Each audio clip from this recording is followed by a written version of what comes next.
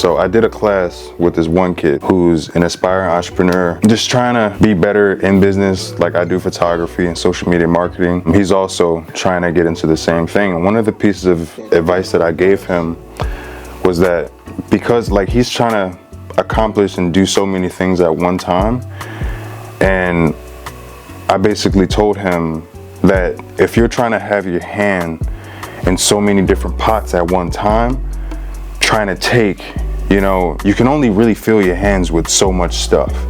So when you're in business and you're trying to better yourself, you're trying to do so many things. You're being constantly bombarded and you're trying to do so much of everything, so you're not actually really growing at one thing. When I started, I was trying to do so much of everything that I wasn't making any progress in anything. But one thing that I understood was that and I read this from I think it was either Myron Golden or some other podcast. I don't know if it was in a video or a book. He said something about like you can't actually grow if you're trying to do a million things. Basically what I just explained. Like if you're gonna actually grow and succeed at something, you gotta give one thing your complete and utter attention, right?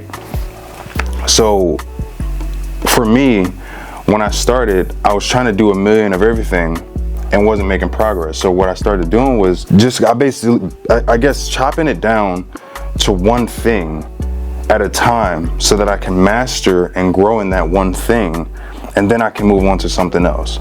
So for me, instead of focusing on the business aspect of things and business side of things and trying to charge people money, trying to create invoices and send them to people and find people who were actually going to buy my product, I understood that I needed to first take a step that was actually going to help that process, right? So I mean, I could reach out to all of these different people and say, hey, my name is Demir, I do photography, I want to do this photo shoot for you, pay me this amount of money, whatever.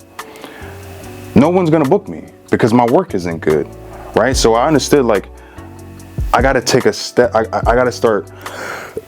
I gotta make my work better in order for people to actually see me as valuable in the first place. So I literally forgot everything else in the first couple months of my business, and it was literally just learning, like literally going absolutely everywhere and shooting anything. Like I was literally taking bottles out of my refrigerator and just shooting, taking pictures of the bottles or the dishes and stuff like that, and I would like practice with the camera, stuff like that, just trying to learn the camera, learn the basics. And then once I felt like I was in a good area with that, like I've mastered the camera, I know the settings, I know how to shoot in low light, I know how to shoot with light, all of these other things. So let me start practicing my editing, right? So from understanding the camera went to, okay, now I have to hone all of my attention into bettering my edits, because I don't shoot with the greatest camera equipment. So I understand that if I already don't have great equipment, I can make up for that in Photoshop, right? So I started really bettering myself in Photoshop. Once I felt like I mastered Photoshop, then I was like, okay, now I'm confident with my shooting and I'm confident with my editing. Now let me go out and really sell this thing. So I started going out and really booking more photo shoots. More people started, my likes started increasing on social media, and people started liking my stuff more. And then I started making my videos. People started really liking my videos. So one thing led to the next. And if I was doing so much of everything at one time, trying to practice with the camera, trying to edit at the same time, spending hours and hours and hours editing, and then trying to manage social media at the same time, it's just too much. Like one thing is gonna lack. Like I can't be good at everything at one time. Again, trying to have your hands in too many pots, you're not gonna be able to take as much as your hands are gonna fucking look like this, So it's like, I gave him this analogy. Let's say you're a one-man band, right? You're a one-man band and you're playing all of these different instruments trying to make them sound good. You can't make them sound good. It's impossible. Like you're gonna play the guitar and it's gonna sound like shit, and then you're gonna switch to the drums and it's gonna sound like dookie. Like you can't make it sound good. It's impossible.